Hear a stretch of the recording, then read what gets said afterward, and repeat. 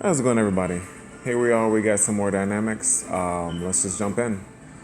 The problem says the man having the weight of 150 pounds is able to run up a 15-foot high flight of stairs in 4 seconds. All right. Determine the power generated. How long would a 100-watt light bulb have to burn to expend the same amount of energy? Conclusion: please turn off the lights when they're not in use. Whatever. All right. Let's see. Let's get some information. They give us pounds, so we're going to be in American units. All right. That's going to be U.S. units. All right. That's important because if we need to use gravity or we need to use any conversions, we got to go get that. We got a 15-foot high flight of stairs. They tell us that's this right here. The good thing is it's already vertical. All right. So when we're calculating work, which we will need to do, when we're calculating work, we don't have to worry about any angles. They also give us a time. Turns out when you have, we'll get there. Determine the power generated. So determine the power generated. All right, we need that. And then they also ask how long would a 100-bulb light bulb have to run to burn the same amount of energy. All right, cool. So I'm just going to cut out this part because whatever. Let's see what we can do here. So they give us weight. The moment they give us weight, I'm thinking kinetics. So it's going to be a free body diagram. It's going to be work energy, or it's going to be impulse momentum, right? Or maybe some combination. Can't be free body diagram. Why? Because free body diagram takes into place one instance, right? One place or time. Also, you get mass, force, and acceleration. They don't say anything about acceleration. They don't say anything about force. So free body diagram is null and void. So we're going to get rid of that. Next, we got work energy, all right? When it comes to work energy, we have 2 places, all right? And you can consider this spot 1 and this spot 2. That'll be our 2 places. You need a change in height if you want. You could say 2 places or a delta S, or it doesn't really matter. Mass, force, velocity, and change in displacement. Well, we have a change in displacement. We have a mass, and they want to find the power. We're going to come up with an equation for the power. And actually, let me write that up right now. What is power defined as? So I'm going to have a special aside. It's good to know that power defined in dynamics is going to be the rate of change of energy with respect to time, right? Remember, energy is work. Work is the change in energy.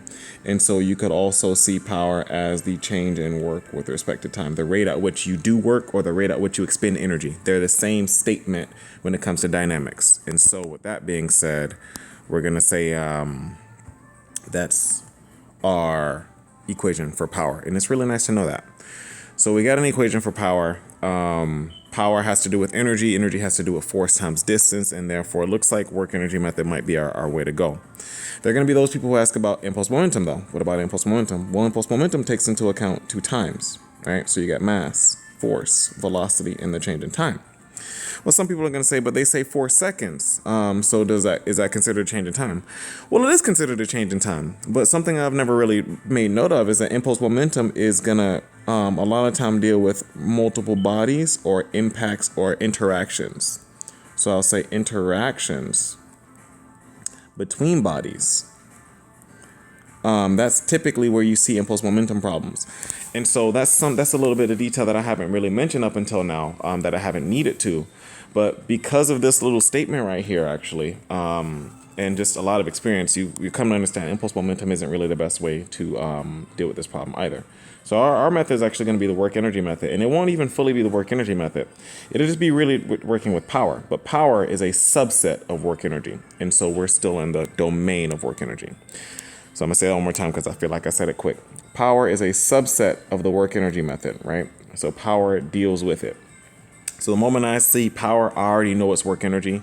That was how I knew. I just want to always make sure that I go through the motions of getting to my thought process so that students can understand. So we're still doing work energy. I'm not going to be doing the work energy equation, the whole T1 plus U1. I'm not going to be doing any of that because I don't need it. I want to focus on power. So power defined as the change in energy with respect to the change in time. So do I have those values? Well, I know that the time it takes is 4 seconds. All right, cool. So I know the change in time, but I'm going to need either the energy or the work done by the guy. The energy that he uses or the work that he does, they're the same idea. They're the same thing in this problem. So I got my time. I'm going to need my value of energy or the value of work. Well, if you take a look at the information given, they only give us this information about the vertical, right? And so what that means is that just means that we can only pull the gravitational potential energy or the vertical work that he does. They're the same in this problem. So I can say this. Only, I spelled only wrong. Wow. Only the gravitational potential slash work of the vertical work of the guy. They're actually the same in this case. Think about it. The gravitational potential would be his mass times gravity times the height that he moves. The vertical work that he would do is also going to be the force of his body over the height. Well, the force of his body, the force that his legs need to exert would be equal to his weight. Bam, look at that. These two statements are the same. Work energy is kind of funny like that. And this is part of its elegance in that you have to understand when one thing represents something else and when it doesn't represent something else, okay? So for those of you who say, oh, it's the gravitational potential, you're right. For those of you who say it's the vertical work that his legs would do or his body is doing, you're right. They just both happen to be the same in this problem. So all of that being said, let's just figure it out. So the work that he does is equal to mass times, you know what, I'll do it like this. It'd be mass times gravity, and I know mass times gravity is his weight, right? That's his weight, which we know is 150 times the height. Well, the mass times gravity is going to be 150. That's pounds, and the height is going to be 15 feet. That's going to give us 2,250 feet pounds. 2,250, and I got pounds and then feet. That's a unit. So remember, work is just going to be force times distance. Pounds times feet, force times distance. I know I'm working with it. Cool. Only thing is I'm using American units, but it's all good. It's not a big deal. If you need a conversion, they'll probably give you a conversion sheet. If not, you can always look it up. It's not a big deal at all. The point is, I got my work. I have my 2250, and I have my time. I can now define power. I can say, finally, power equals work 2250 over the time, which is 4 seconds, and that's gonna give me 562.5, and that'd be pound feet divided by seconds. This unit right here is actually gonna be the unit of Jesus, how do I say that? The unit of power. Okay. So the unit of power in American units would be watts, right? But we don't have watts right now. We have pound feet seconds, which is fine. All right. Technically, this would be the answer. The power generated is just this. All right. Only thing is the units are kind of wonky, which is fine. You can leave it like that.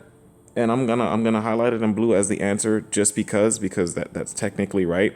But I want to give it a little bit more treatment because we're gonna need to figure out how long a 100-watt light bulb is gonna have to burn to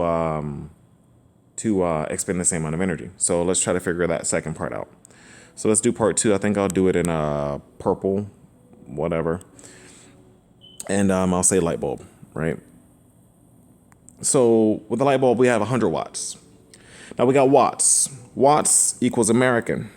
Oh, I'm sorry. Wow, that would have been bad. Watts equals metrics. It's the metric system, right? But we have pound feet per second. Well, it's not a big deal. All right, it's not a big deal. You just have to know a conversion. So you have to know how to go from watts to pound feet seconds. Well, the thing about it is, typically in American units, and I think I'll put it in purple still, actually. I'll say watts equals metric. And typically, when it comes down to turning it into American units, we use horsepower, okay? Horsepower is not pound feet seconds, all right? But it's okay because there is a little conversion. So let's do a conversion. We need horsepower, watts, and then pound feet seconds. So let's just drop the triplet.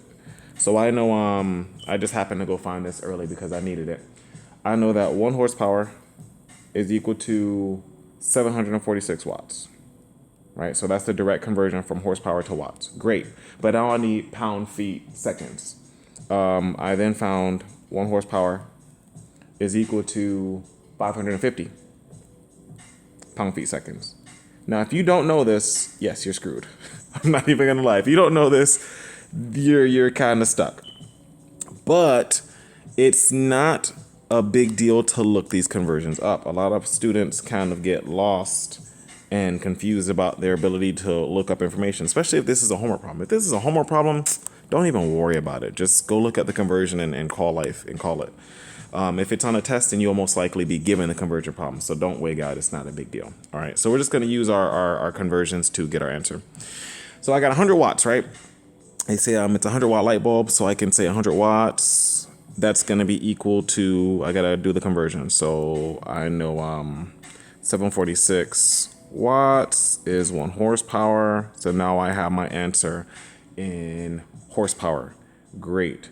I think what I'm going to do is I'm going to turn it straight to pound-feet seconds. So I'm going to turn horsepower, 1 horsepower, and I know it's 550 pound-feet seconds. The horsepowers cancel. Great. So now I'm going to have my number in my 100 watts is going to be expressed in pound-feet seconds. So I can have them both be the same units. All right. So I get 73.73. So 73.73, and that'd be pound-feet seconds.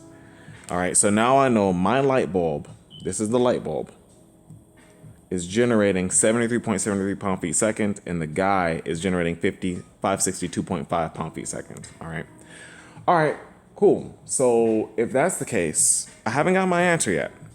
They say, how long would a light bulb have to burn to expend the same amount of energy? The same amount of energy.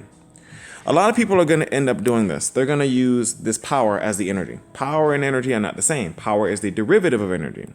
People are going to use power when they should be using the energy value. Work and energy are the same units. Remember, work is the change in energy, and therefore it has the units of energy. So what I'm going to do is, to burn the same amount of energy, I'm going to use the 2250 as my energy value, and then I'm going to use the power equation to solve. So one last time, drawing power. Power equals work divided by time. Just write it like that for now. I know it's the change and it's the derivative. That's not important. I want to say how long, so I'm going to rearrange this for time. Time equals work divided by power. Bam. I know the work, 2250. I know the power, 73.73, because remember, we're applying it to the light bulb. And that's going to be 2250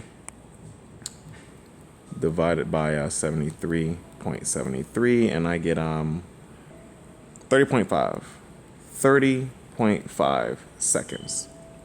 So my time is now in seconds, is 30.5, and that is my second answer. The first answer being how much power does the guy extend or generate? How much power does he use up in going up those stairs? And then the second part being, how long does it take a light bulb to generate that same amount of power? It turns out the energy that you use to go up a 15-foot flight of stairs, try to go up a 15-foot flight of stairs in 4 seconds. Just try to do that. The energy that your legs burn off, the fatigue that you feel, in 30 seconds, roughly 31 seconds, a light bulb will have used all that energy. That much energy passes through that much power passes through a light bulb. The same amount of energy, 2250 pound-feet of energy passes through a light bulb, which is important. It goes to show how much energy we use on a day-to-day basis. That's one light bulb, not even, like a refrigerator. And that's why they say, please turn off the lights when they're not in use, just because they're using a phenomenal amount of energy, more energy than anybody ever gives them credit for. Okay. So with that being said, that's the problem, a really simple problem. It's an extension of work energy, not a work energy problem like exactly, but an extension, which is power. It's a natural consequence, and it's definitely necessary to know that.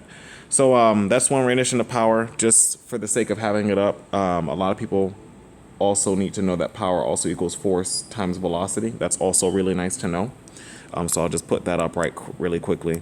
And then for those who need power, and it's like say if the guy said, he was moving at 4 feet per second the whole time or whatever, you could just do force times 4 feet per second.